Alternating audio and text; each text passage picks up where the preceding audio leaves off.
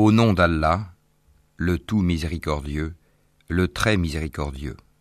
Dis, il m'a été révélé qu'un groupe de djinns prêtèrent l'oreille, puis dirent, nous avons certes entendu une lecture, le Coran, merveilleuse, qui guide vers la droiture. Nous y avons cru, et nous n'associerons jamais personne à notre Seigneur. En vérité, notre Seigneur, que sa grandeur soit exaltée, ne s'est donné ni compagne ni enfant. Notre insensé, Iblis, disait des extravagances contre Allah, et nous pensions que ni les humains ni les djinns ne sauraient jamais proférer de mensonges contre Allah. Or, il y avait parmi les humains des mâles qui cherchaient protection auprès des mâles parmi les djinns, mais cela ne fit qu'accroître leur détresse. Et ils avaient pensé, comme vous avez pensé, qu'Allah ne ressusciterait jamais personne. Nous avions frôlé le ciel et nous l'avions trouvé plein d'une forte garde et de bolides. Nous y prenions place pour écouter, mais quiconque prête l'oreille maintenant trouve contre lui un bolide aux aguets. Nous ne savons pas si on veut du mal aux habitants de la terre ou si leur Seigneur veut les mettre sur le droit chemin. Il y a parmi nous des vertueux et d'autres qui le sont moins. Nous étions divisés en différentes sectes. Nous pensions bien que nous ne saurions jamais réduire Allah à l'impuissance sur la terre et que nous ne saurions jamais le réduire à l'impuissance en nous enfuyant.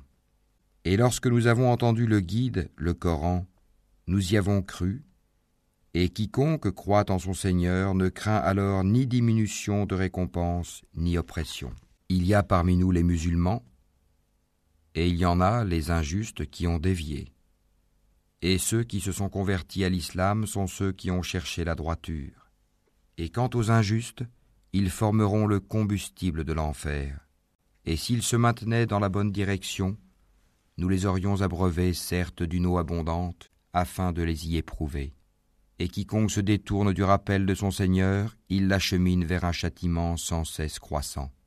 Les mosquées sont consacrées à Allah, n'invoquez donc personne avec Allah. Et quand le serviteur d'Allah s'est mis debout pour l'invoquer, ils faillirent se ruer en masse sur lui. Dis, je n'invoque que mon Seigneur et ne lui associe personne. Dis, je ne possède aucun moyen pour vous faire du mal, ni pour vous mettre sur le chemin droit. Dis, vraiment personne ne saura me protéger contre Allah, et jamais je ne trouverai de refuge en dehors de lui. Je ne puis que transmettre une communication et des messages émanant d'Allah, et quiconque désobéit à Allah et à son messager aura le feu de l'enfer pour y demeurer éternellement.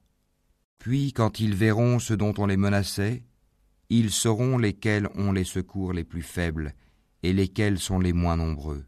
Dis, je ne sais pas si ce dont vous êtes menacés est proche, ou bien si mon Seigneur va lui assigner un délai.